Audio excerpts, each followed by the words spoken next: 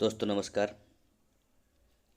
BPSC 67th BPSC का आज main exam हुआ, यानी जीएस फर्स्ट और सेकंड दोनों पेपर था। तो देखिए यही क्वेश्चन है, पेपर फर्स्ट है ये। तो आज मैं दोनों क्वेश्चन को आप तक पहुंचाऊंगा। बस ये देखना है कि क्वेश्चन किस तरह पूछा जा रहा है। अगर आप थोड़ा एफर्ट लगाएंगे तो शायद आप सक्सेस हो सकते हैं, यानी आप जो आपका मुकाम है, जो छूना चाहते हैं, आप जिस मंजिल तक पहुंचना चाहते हैं, शायद वो मंजिल आपको आप मतलब आप वहां तक पहुंच जाएंगे। तो चलिए आज देखिए, ये 3 घंटा का 300 नंबर का है। 3 घंटा ये तो आप लोग सबको मालूम है। ये सब चीज़ें ध्यान इस बात का रखना है कि देखिए क्वेश्चन दिया हुआ है कि आपको 8 क्वेश्चन करना है और सेलेक्ट आपको करना है कि 1 और 2 से 3 क्वेश्चन देना है आंसर। खंड एक, सेक्शन 1 सेक्शन 2 से 3 क्वेश्चन और 2 क्वेश्चन आपको सेक्शन 3 से। यहाँ देखिए इंग्लिश में भी हिंदी में लिखा हुआ है कि खंड 1 और खंड 2 से प्रत्येक में से 3 प्रश्न और खंड 3 से 2 प्रश्न का चयन करते हुए कुल 8 प्रश्नों का उत्तर दें। ठीक है, ये सब में लिखा रहता है, यथासंभव लिखें सब परीक्षार्थी। हिंदी इंग्लिश दोनों में दिया हुआ है। और यदि आप भाषा हिंदी का कोई संदेह है तो अंग्रेजी या उसका प्रमाणिक होता है, या सब कुछ मालूम आप लोगों को है। अब मेन लिख रहे हैं तो वो सारी बातें मालूम है। अब देखिए ये आपका जीएस फर्स्ट पेपर है, ध्यान रखेंगे। फर्स्ट पेपर देखिए लिखा हुआ है और इसका खंड 1 सेक्शन 1 से पहला क्वेश्चन क्या पूछा गया है, ध्यान दीजिए। ठीक है, क्वेश्चन ये है कि भारतीय राष्ट्रीय कांग्रेस की स्थापना के लिए उत्तरदायी कारकों का उल्लेख कीजिए। प्रारंभिक राष्ट्रवादियों के प्रति ब्रिटिश नीतियों की चर्चा कीजिए। ठीक है, तो ध्यान देना है कि वो आपको जो पूछा जा रहा है कि भारतीय राष्ट्रीय कांग्रेस यानी 1885 वाला घटना पूछा जा रहा आपसे कि उन स्थापना के लिए क्यों कौन सा कारण उत्तरदायी था, और प्रारंभिक राष्ट्रवादियों के प्रति ब्रिटिश नीतियों की चर्चा कीजिए। यानी कहने का मतलब है कि प्रारंभिक राष्ट्रवादी यानी 1907 तक लगभग मान के चलिए, 85 से 1885 से 1907 तक जो राष्ट्रवादी थे, उनके प्रति ब्रिटिश का क्या नीति रहा, इन पर चर्चा करना है। ठीक है, बहुत मॉडरेट क्वेश्चन नहीं है, जो वही क्वेश्चन पूछा जा रहा है पहले से वही क्वेश्चन है। ठीक है, घुमा फिरा का कोई मतलब नहीं है, क्वेश्चन नहीं पूछा जा रहा है। इतिहास से क्वेश्चन जहाँ तक मुझे लग रहा है घुमाने का मतलब बीपीएससी कोशिश नहीं कर रहे हैं, डायरेक्ट फॉरवर्ड क्वेश्चन पूछा जा रहा है। क्वेश्चन नंबर दूसरा है 1857 और 1947 के मध्य बिहार में पाश्चात्य एवं तकनीकी शिक्षा के विस्तार के क्रम को अनुरेखित कीजिए। यानी वेस्टर्न एंड टेक्निकल एजुकेशन के बारे में जो बिहार में इस बीच में हुआ था, उनके बारे में आपको कह रहा है कि आप विस्तार क्रम से उसको आप रेखांकित कीजिए, उसको आप देखिए। एक्सप्लेनेशन की बात कर रहा है, एक्सप्लेन कीजिए, तो आप उसको एक्सप्लेन करेंगे अच्छी तरह से। तीसरा क्वेश्चन है, एक प्रतिष्ठित राष्ट्रीय नायक के रूप में गांधी जी के उदय के लिए उत्तरदायी कारकों का आलोचनात्मक विश्लेषण कीजिए। ठीक है, यानी क्रिटिकली आप एनालिसिस करना है इस बात को लेकर कि भारत राष्ट्रीय नायक के रूप में गांधी जी के उदय के लिए उत्तरदायी कारक कौन कौन सा था, इस पर विश्लेषण करना है। एकदम इतिहास में मुझे जहाँ तक लग रहा है स्ट्रेट फॉरवर्ड क्वेश्चन है, घुमाने की जिस तरह यूपीएससी में घुमाता है क्वेश्चन को, उस तरह घुमाने की ये कोशिश नहीं कर रहे हैं। क्वेश्चन नंबर 4 है, 1942 के भारत छोड़ो आंदोलन पर एक निबंध लिखिए। क्या यह एक अनायास ही होने वाली आंदोलन था?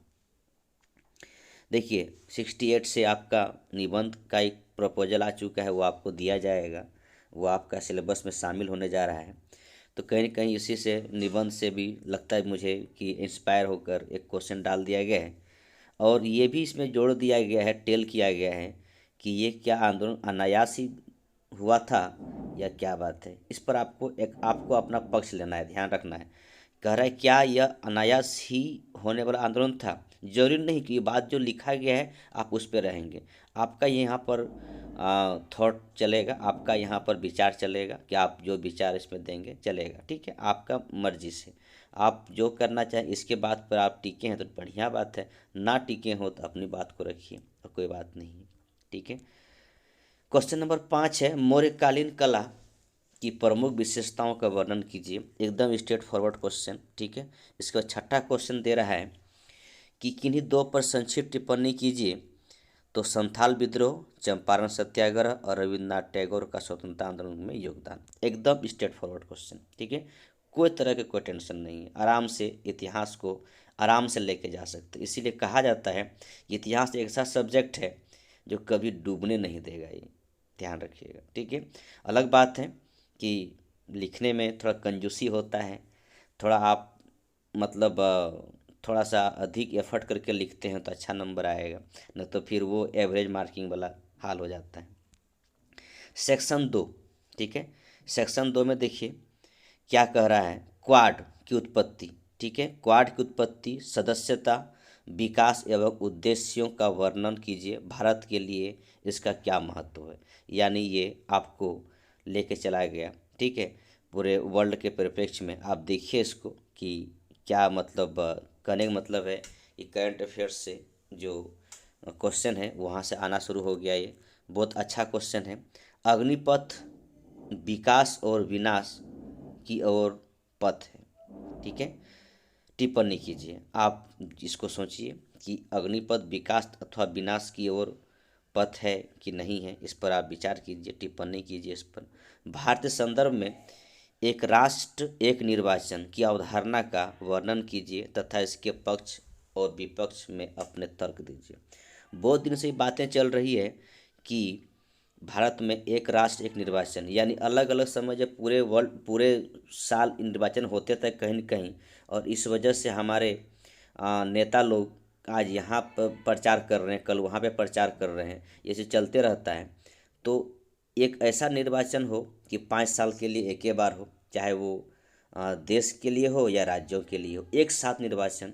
ये कहाँ तक सही है, कहाँ तक गलत है, क्या आपके लग रहा है, आप अपना पक्ष विपक्ष दोनों रख सकते हैं। बहुत अच्छा क्वेश्चन है, जरा सा भी इसमें कोई मतलब शक दुविधा नहीं होनी चाहिए। रूस और यूक्रेन के मध्य युद्ध का मूल कारण क्या है। भारत के विशेष संदर्भ में विश्व के राष्ट्रों पर इसका प्रभाव का वर्णन कीजिए। खासकर आज रूस यूक्रेन का युद्ध अभी भी तक जारी है, तो आप इनके बीच में युद्ध का मूल कारण तो पहले बताना होगा। इसके बाद कहा जा रहा है भारत के विशेष संदर्भ में, यानी भारत को रख कर बीच में सेंटर में रख कर आप पूरे विश्व के राष्ट्रों पर इसका प्रभाव क्या पड़ रहा है ये बताना है, ठीक है, ये ध्यान रखना है। टेल किया गया क्वेश्चन को, एक तो कह रहा है कि मूल कारण क्या है, दूसरा बात भारत को बीच में रखकर यानी विशेष संदर्भ में रखकर पूरे विश्व के राष्ट्रों में क्या प्रभाव पड़ेगा ये ध्यान देना है। क्वेश्चन नंबर 11, प्रायः यह आरोप लगाया जाता है कि सत्ताधारी दल अपने निहित स्वार्थों हेतु संवैधानिक संस्थाओं का दुरुपयोग करता है। क्या आप इस मत से सहमत हैं? अपने उत्तर के पक्ष में तर्क दीजिए। देखिए ये क्वेश्चन कहीं न कहीं आज के इस दौर में जिस प्रकार विपक्ष वाले आरोप लगाए जा रहे हैं कि सत्ता पक्ष को, तो कहीं न कहीं उसे जोड़कर प्रभावित होकर बीपीएससी ने पूछा है। अच्छी क्वेश्चन है। बहुत पहले कहा गया था, खासकर हमारे इतिहास लिखने वाले आर.एस. शर्मा द्वारा, कि जब सत्ता ताकतवर व्यक्ति के हाथ में आता है तो संवैधानिक तंत्रों को, संवैधानिक संस्थाओं को दुरुपयोग करते हैं। तो कहीं न कहीं उससे भी प्रभावित होकर ये क्वेश्चन है। तो आप कितना इस बात से सहमत हैं या असहमत हैं, तो आप इस पर आप अपना पक्ष तर्क दे सकते हैं, ठीक है। चलिए आगे बढ़ते हैं। सेक्शन 3, इसमें बोलना क्या है, सांख्यिकी है यानी स्टैटिक्स है। ये आप आराम से स्टैटिक्स को बनाइए, ठीक है, और कोशिश कीजिए स्टैटिक्स ना छूटे। स्टैटिक्स छूटने का मतलब है कि आप थोड़ा नेगेटिव की तरफ जाना, यानी एग्ज़ाम में फेलियर की वाली बात आ जाएगी। ठीक है, इससे बेटर है स्टैटिस को सही तरीके से बनाइए और स्टैटिस में समय दीजिए। अच्छी बातें ये चीज़ें हैं। ठीक है, तो ये था आपका फर्स्ट पेपर। ठीक है, फर्स्ट पेपर है। अब हम लोग आगे चलते हैं सेकंड पेपर की तरफ। ठीक है, तो ये पूरे स्टैटिक्स है, आप इसको ध्यान से देखिए स्टैटिक्स को और बनाने की कोशिश कीजिए, ताकि स्टैटिक्स छूटने का मतलब ये होता है कि आपका जो एक स्कोरिंग होना चाहिए जीएस फर्स्ट पेपर में, वो स्कोरिंग छूट जाता है। तो स्टैटिक्स को सही तरह से देखना है और इसको बनाना भी है। ठीक है, ध्यान रखिएगा स्टैटिक्स आपसे नहीं छूटना चाहिए, किसी भी तरीके से नहीं छूटना चाहिए। हाँ, अगर नहीं बन रहा है तो क्या किया जाए, कोई तो प्रॉब्लम अब वहाँ पर तो नहीं कि कोई बताने वाले भी नहीं है, लेकिन गलती ना हो, जान सुन के गलती नहीं करना है। वरना स्टैटिक्स में प्रॉब्लम इस बात का होती है कि स्टैटिक्स अगर छूटा तो फिर बीपीएससी का मतलब मेरिट लिस्ट में आने में भी दिक्कत हो जाता है। ये मेन पंगा यहाँ पर साबित होता है। ठीक है, तो ये था फर्स्ट पेपर, इसको सही से देखिए, अवलोकन कीजिए। अगले एग्ज़ाम के लिए आपके लिए 67 68 के लिए भी आपके लिए बहुत ज़रूरी है। ठीक है, क्योंकि जब भी एग्ज़ाम देने जाएंगे तो प्रीवियस ईयर क्वेश्चन को आप देख के जाएं तो बेटर है। ठीक है, चलिए हम लोग आगे बढ़ते हैं और दूसरा क्वेश्चन, दूसरा मतलब को देख। दोस्तों ये देखिए पेपर सेकेंड है, आज ही एग्ज़ाम हुआ है और जीएस पेपर सेकेंड है, बीपीएससी का है। इसमें भी वही वाली बात है कि आप सेक्शन फर्स्ट और सेक्शन सेकेंड से आप 3-3 क्वेश्चन का जवाब दीजिए। ठीक है, और सेक्शन थर्ड से आप 2 क्वेश्चन दीजिए, कुल मिलाकर 8 क्वेश्चन का जवाब देना है, ध्यान रखिएगा। ठीक है, देखिए सेक्शन फर्स्ट में पहला क्वेश्चन है, भारतीय संसद स्वायत्त विधानमंडल है, विधानमंडल नहीं है, इसकी शक्तियां विशाल तो है पर असीम नहीं। इस कथन पर टिप्पणी कीजिए और इस पर प्रकाश डालिए कि भारतीय संसद की तुलना इस उसके ब्रिटिश समकक्ष से क्यों नहीं की जा सकती। यानी आप यहाँ पर जो पॉलिटी का क्वेश्चन है, भारतीय राज्य व्यवस्था क्वेश्चन है, इसको थोड़ा ट्विस्ट करने की कोशिश किया गया है। ठीक है, तो ट्विस्ट करने की कोशिश किया है, अच्छा क्वेश्चन है और इसको लिखने लायक क्वेश्चन है, आप अच्छा आराम से लिखेंगे अगर थोड़ा सा आप एफर्ट लगाते हैं तो। ठीक है, इसमें थोड़ा क्वेश्चन नहीं है, स्टेट नहीं क्वेश्चन है, थोड़ा सा घुमाने घुमाने की कोशिश किया है। दूसरा क्वेश्चन है, बिहार के विशेष संदर्भ में भारत में केंद्र राज्य संबंधों की समस्या और भविष्य में इसकी संभावनाओं की चर्चा कीजिए। जांच कीजिए कि सहकारी संघवाद के अनुरूप समस्या को संरचनात्मक रूप से कैसे संभाला जा सकता है। ठीक है, ये भी बिहार के संदर्भ में है। आपको पता है हर समय केंद्र राज्य के बीच में खटपट चलते रहता है, बहुत सारी समस्या हैं, बहुत सारी भविष्य की संभावनाएं हैं। तो इस पर चर्चा करने के लिए कहा जा रहा है और कैसे इसे संभाला जा सकता है ये भी आपको लिखना है। ट्विस्ट क्वेश्चन थोड़ा सा अच्छा ठीक ठाक क्वेश्चन है। ठीक है, क्वेश्चन नंबर 3, भारत में क्षेत्रीय राजनीतिक दलों के उदय का वर्णन कीजिए। क्या आपको लगता है कि क्षेत्रीय आकांक्षाओं और राष्ट्रीय एकता को संतुष्ट करने के लिए क्षेत्रीय राजनीतिक दलों का अस्तित्व अच्छा है? अपने उत्तर के समर्थन में तर्क दीजिए। ठीक है, तो आप या तो नेगेटिव लीजिए या तो पॉजिटिव लीजिए, लेकिन अपना जो उत्तर लिख रहे हैं आप उस समर्थन करेंगे। ठीक है, तर्क देना पड़ेगा। आप जो उत्तर लिख रहे हैं उसका तर्क भी देना पड़ेगा कि क्षेत्रीय राजनीतिक दल का उदय कैसे हुआ, वर्णन करना है। आप क्षेत्रीय इस पर आरोप जो इस क्या आपको लगता है मैं क्षेत्रीय आकांक्षाओं और राष्ट्रीय एकता को संतुष्ट करने की क्षेत्रीय राजनीतिक दलों का अस्तित्व अच्छा है? अगर अच्छा है, अच्छा लिख रहे हैं, ठीक है, तो आप अपना समर्थन के साथ में तर्क देना पड़ेगा। नहीं है, क्यों नहीं है, इसका भी तर्क देना पड़ेगा। ठीक है, तो क्वेश्चन दमदार है, ठीक ठाक है, अच्छा है। क्वेश्चन नंबर चौथा कह रहा है, एक स्वतंत्र न्यायपालिका जिसे न्यायिक समीक्षा की शक्ति प्राप्त है भारत के संविधान की एक प्रमुख विशेषता है। क्या आपको लगता है कि न्यायिक सक्रियता ने सर्वोच्च न्यायालय की शक्ति को और बढ़ा दिया है? उदाहरण सहित समझाइए। अच्छा क्वेश्चन है, ठीक है, ठीक है। तो आप यहाँ पर न्यायपालिका के बारे में न्यायिक समीक्षा की चर्चा करना होगा आपको, ठीक है। ये किस प्रकार इससे न्यायिक समीक्षा के साथ में खासकर न्याय सक्रियता से सर्वोच्च न्यायालय की शक्ति और बढ़ा है, तो आप इसको उदाहरण सही समझाना पड़ेगा और लिखना होगा, ठीक है। चलिए नेक्स्ट क्वेश्चन है 5 नंबर का। क्वेश्चन कहता है बिहार में औद्योगिक विकास का चित्र प्रस्तुत कीजिए तथा भारत के औद्योगिक विकास से तुलना कीजिए। यानी बिहार का औद्योगिक विकास हो रहा है कि नहीं हो रहा है, क्या हो रहा है, इसका चित्र देना पड़ेगा, यानी आप उसको लिखना पड़ेगा, ठीक है।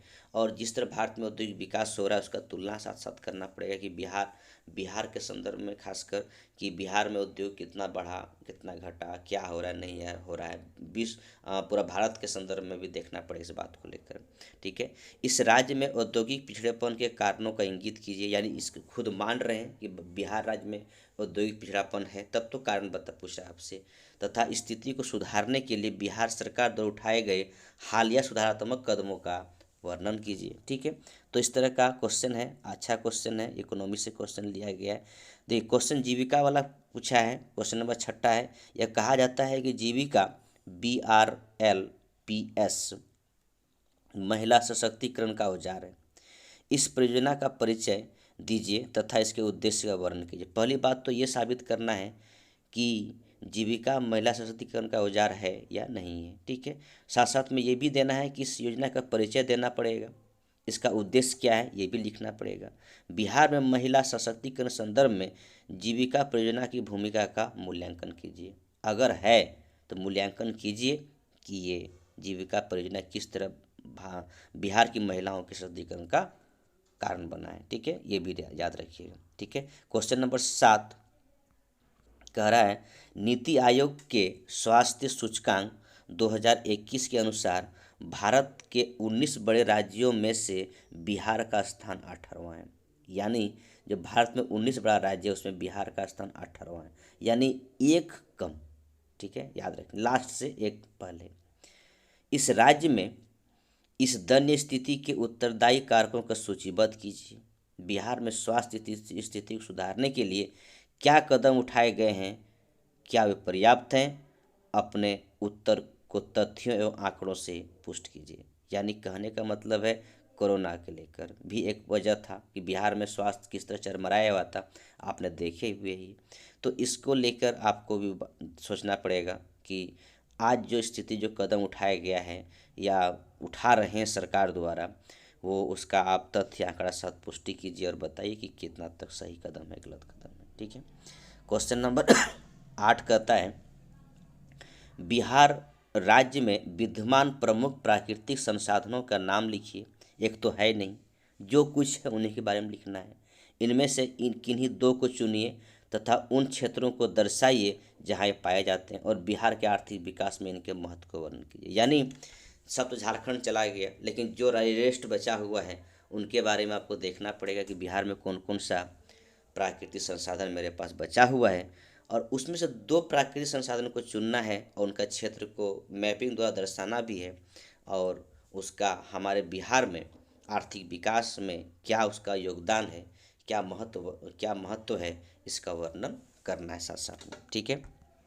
क्वेश्चन नंबर 9 खंड 3 का यानी सेक्शन 3 का किसी भी राष्ट्र के जीवन की गुणवत्ता और स्वास्थ्य का सीधा संबंध भोजन और आहार संबंधी सुरक्षा से होता है। भारत ने उत्पादकता, खाद्यान्न की उपलब्धता, बागवानी उत्पाद आदि के मामले उल्लेखनीय उपलब्धियां हासिल की है। क्वेश्चन ये दिखा रहा है कि ये सब में उपलब्धि हासिल किया भारत ने, ठीक है। उपयुक्त परिप्रेक्ष्य में बिहार के कृषि विकास में प्रौद्योगिकी की भूमिका पर चर्चा कीजिए। यानी इन सब के बारे में, भारत के बारे में बताया गया, तो आप क्वेश्चन आपसे ये पूछा जा रहा है कि बिहार में कृषि विकास में क्या क्या या प्रौद्योगिकी का जो अभी तक हम लोग इस्तेमाल कर रहे हैं उनकी भूमिका के बारे में चर्चा करना है, कितना हम लोग इंफ्रास्ट्रक्चर खासकर कृषि में लगाए हुए हैं, ठीक है। सॉरी। क्वेश्चन नंबर 10 प्रौद्योगिकी एक वरदान से अधिक अभिशाप है। पर्यावरण के प्रदूषण के संदर्भ में इस कथन की पुष्टि कीजिए, ठीक है। अब यहाँ पर्यावरण संदर्भ में आप देख ही रहे हैं कि जो प्रौद्योगिकी हमारा चल रहा है पूरे भारत में, कई पूरे वर्ल्ड में कह सकते हैं। तो किस प्रकार वरदान से अधिक अभिशाप हो गया है, ठीक है। चाहे वो इलेक्ट्रॉनिक कचरा हो या फिर और चीज़ें हो, जो भी आपको दिखाई पड़ रहा है ये अभिशाप बन गया है, तो इसको पुष्टि करना है, ठीक है, अपनी कथन से। और लास्ट क्वेश्चन है, और शायद ये लास्ट क्वेश्चन है, ठीक है। क्वेश्चन ये है, बिहार एक बाढ़ प्रभावित राज्य है। ये क्वेश्चन लगता है पेटेंट हो गया है बीपीएससी के लिए। आधुनिक प्रौद्योगिकी बाढ़ को नियंत्रित करने और इस तरह के आपदा प्रबंधन में कैसे मदद कर सकती है, उपयुक्त उदाहरण सहित स्पष्टीकरण दीजिए, ठीक है। बाढ़ क्षेत्र तो है बिहार, ये आपको सब पता, खासकर उत्तर बिहार, ठीक है। उसमें आधुनिक प्रौद्योगिकी यानी अभी जो हमारे पास न्यू टेक्नोलॉजी है, मॉडर्न टेक्नोलॉजी है, बाढ़ को किस तरह नियंत्रण करेंगे और उसके आपदा प्रबंधन में कैसे मदद करेंगे, ठीक है, या डिजास्टर मैनेजमेंट में किस तरह मदद किया जाएगा, हेल्प किया जाएगा, आप उदाहरण द्वारा स्पष्टीकरण कीजिए, ठीक है। क्वेश्चन बहुत टफ नहीं है, क्वेश्चन बहुत ही अच्छा क्वेश्चन सेकंड पेपर पूछा गया है, ठीक है। इसको आप ध्यान से देखिए, अच्छा क्वेश्चन पूछा गया भी है। लेकिन आपको थोड़ा सा ये सेकंड पेपर को मॉडरेट करने की कोशिश ज़रूर किया गया है, और अच्छा क्वेश्चन पूछा गया, लिखने लायक है, अच्छा से लिखेंगे अगर आप थोड़ा सा अधिक नॉलेज रखते हैं तो, और आप अच्छा करके आएंगे मुझे उम्मीद है।